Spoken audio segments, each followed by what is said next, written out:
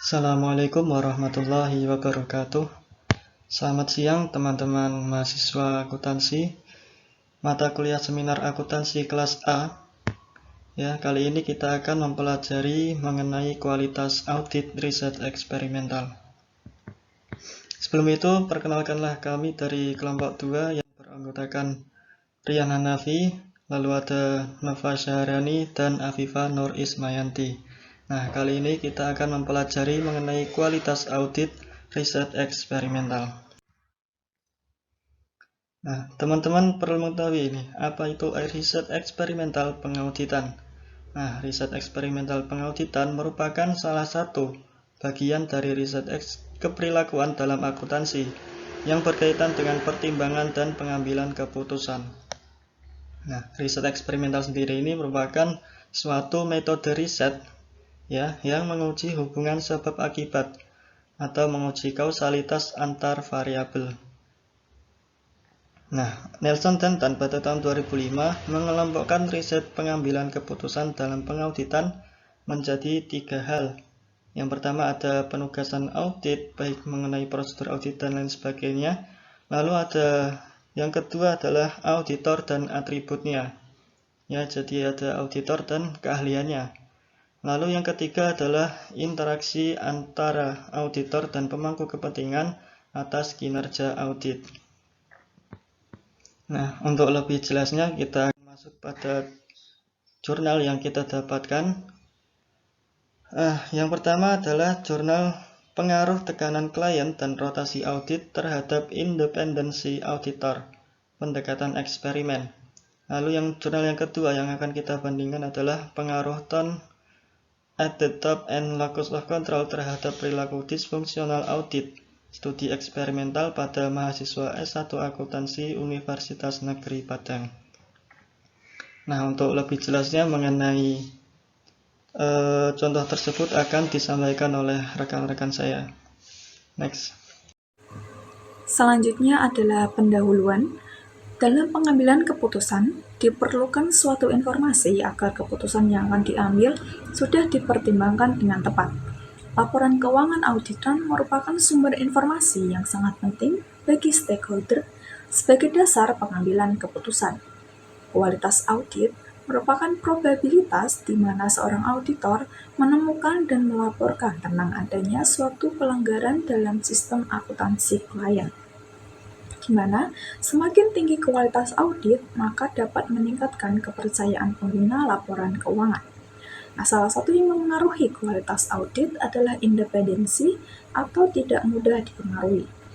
Auditor dapat menghasilkan laporan audit yang berkualitas apabila bekerja secara independen, mengikuti standar audit, sehingga diperoleh bukti audit yang kompeten.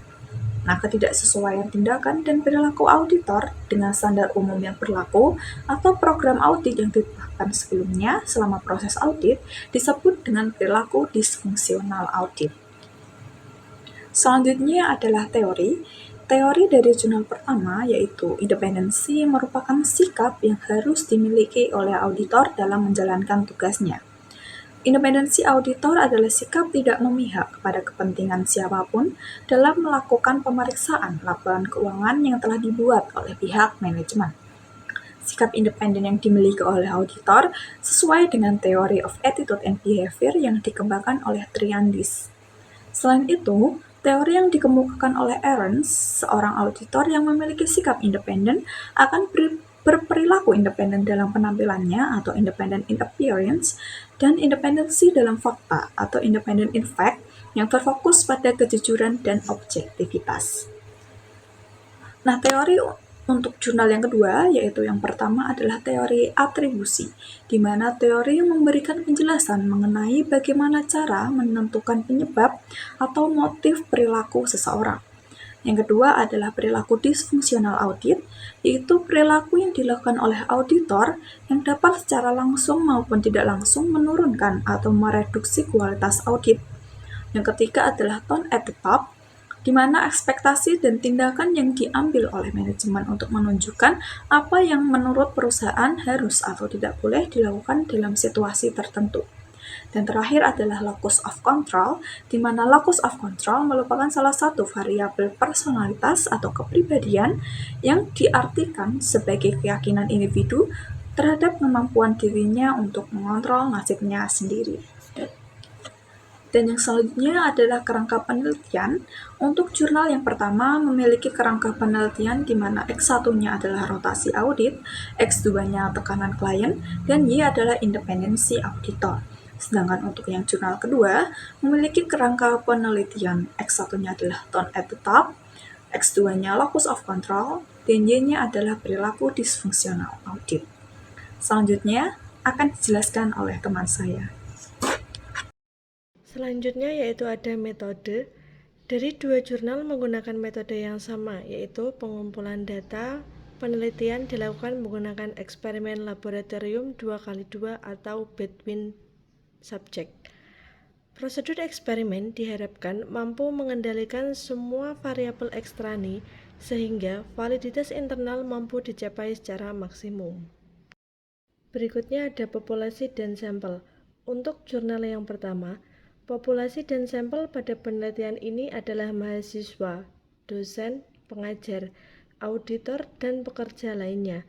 Alasan pemilihan partisipan yang bervariasi adalah untuk melihat apakah dengan latar belakang partisipan yang berbeda-beda tetap mendapatkan hasil yang sesuai dengan yang diharapkan, mengingat pola pikir para partisipan yang beraneka ragam. Sedangkan untuk jurnal yang kedua yaitu populasi dan sampel penelitian, subjek penyebaran kuesioner secara online kepada mahasiswa program studi akuntansi FE UNP dengan populasi angkatan 2017 dan 2018. Pada penelitian subjek dibagi atas dua kelompok manipulasi kasus, yaitu kasus pertama, tone at the top menerima perilaku disfungsional audit, dan kasus yang kedua, tone at the top menolak perilaku disfungsional audit. Selanjutnya ada hasil penelitian. Dari jurnal yang pertama, hasil dari penelitian variabel rotasi auditor berpengaruh terhadap independensi. Hal tersebut menunjukkan adanya rotasi auditor akan membuat pelaksanaan audit tetap terjaga kualitasnya. Hasil yang kedua yaitu variabel tekanan klien berpengaruh terhadap independensi. Hal ini menunjukkan tekanan klien yang mampu membuat auditor menyesuaikan kepentingan klien dan auditor akan mengusulkan penyesuaian audit yang sedikit terhadap akuntansi klien. Hasil dari jurnal yang kedua yaitu auditor yang mengetahui tone at the top menerima perilaku disfungsional audit lebih cenderung untuk melakukan tindakan disfungsional audit. Hasil yang kedua yaitu auditor dengan locus of control eksternal akan cenderung untuk melakukan perilaku disfungsional audit. Oke, selanjutnya di sini ada link jurnal penelitian dari contoh yang kita ambil. Di sini juga ada link Google Drive apabila salah satu dari link jurnal itu tidak bisa untuk dibuka. Cukup sekian presentasi dari kelompok 2 mengenai kualitas audit riset eksperimental. Apabila ada salah kata baik yang disengaja maupun tidak, kami semua mohon maaf yang sebesar-besarnya. Wassalamualaikum warahmatullahi wabarakatuh.